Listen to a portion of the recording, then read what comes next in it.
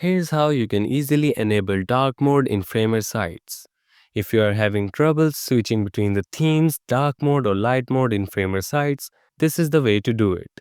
First of all, go onto your Google browser and search for Framer sites. Click on the link and make sure to log in with your account. You can continue with email or your Google account.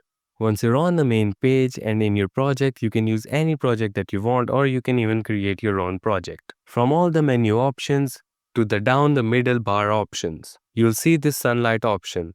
This is basically the toggle option to switch to the light theme.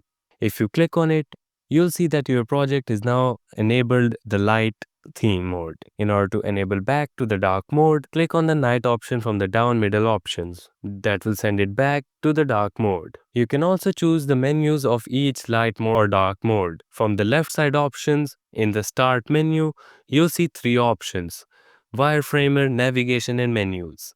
Go into the menus and you'll see the light mode menus. You'll scroll down and you can see the dark mode menus. In order to select any, just click on it and it will be imported onto your project. Switching between the themes on Framer sites is as easy as a toggle option. Thank you so much for watching this tutorial. If this fixes your problem and you want to see more like this, make sure to subscribe and like this video.